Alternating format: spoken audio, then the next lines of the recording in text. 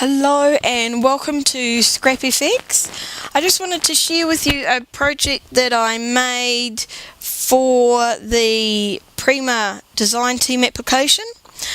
You would have seen pictures of it on my blog, but I just wanted to show you in a little bit more detail what I'd done on it, and share with some of the things that you can do. You just have to bear with me. I apologise for the tripod legs in the shot. I'm trying at a different camera angle and just trying to find my way around what works best. So I picked up this box at the warehouse here in Auckland. It had been marked down from I think about $25 to $7 or $8, and I thought that was a wonderful bargain.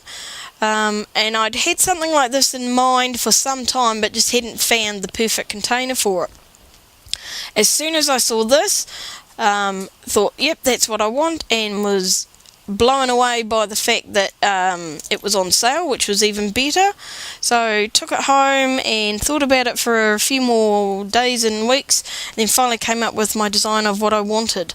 And at the moment I'm storing all of my metal charms in here, because they were in plastic bags all over the place, so it's perfect for that. So let's just take a quick look and see what we've done to it. Now, when I bought the box, it did have a little bit of distressing on it already. I took it all apart, took the handles out, pulled all the drawers off, pulled the top off, and set about and whitewashed it all. I just wanted that to really come through, and then I added some extra distress inks around the edge, and I used the Ranger Industries Tim Holtz distress inks in vintage paper and walnut ink, just to add some interest around the edges there. Two of my favourite inks, and I use them all the time, and certainly using them on here was just brilliant, and I love the subtle aging that it gave them. I then put everything back together again, and started to decorate. Now, first thing I did was I added some chipboards, and I used some of the Dusty Attic scrolls, and I've got two of them here on the back. So that's the complete ones. So you can see them there. Oops, a bit uneven. I did two sets. One set for the back and the other on the top, but the ones on the top I actually cut into pieces, so that I could put them A on the corner up the top here, and B just make a small one here, which also is actually a corner when you see it here.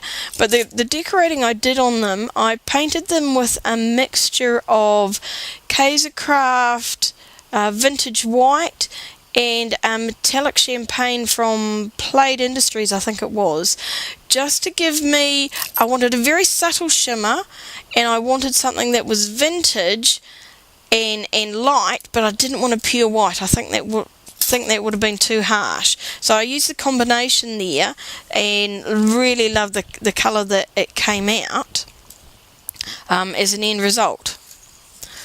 Flip the handle over, and then you can see here on the top, the scrolls again used, so there's a little bit coming out the side here, bit on the top here, one here, and across there.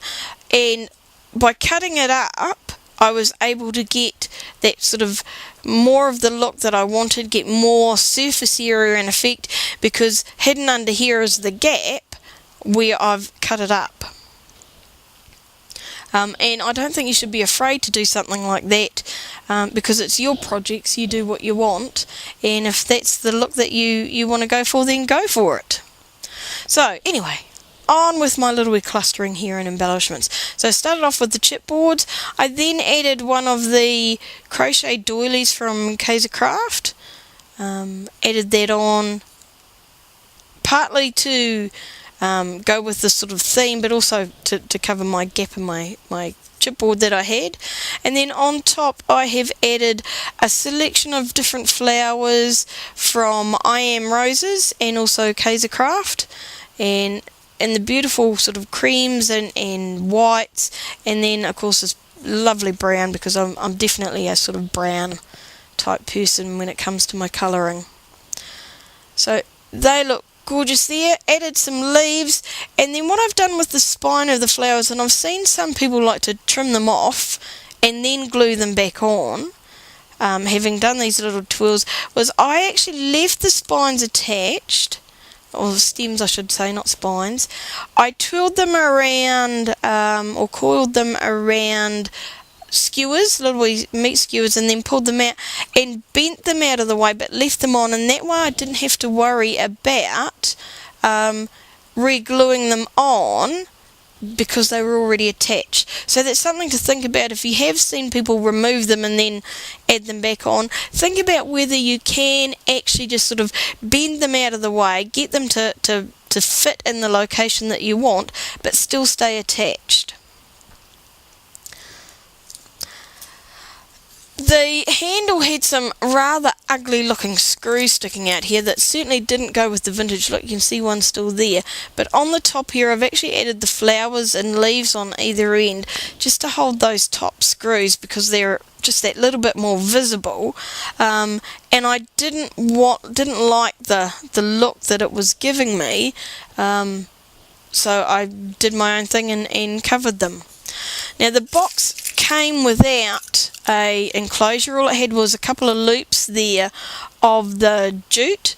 So what I've done is I've actually cut a piece of dowel, did some whitewash, and then inked it with my Tim Holtz Distress inks, and that's again in the Vintage Photo and Walnut ink, and created a little wee toggle to keep my box closed, because the drawer down the bottom here does actually slide out, and I didn't want all my goodies sliding out and then losing them, so wanted to keep that closed.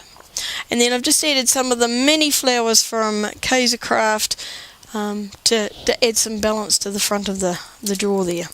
So we'll lift up the lid here.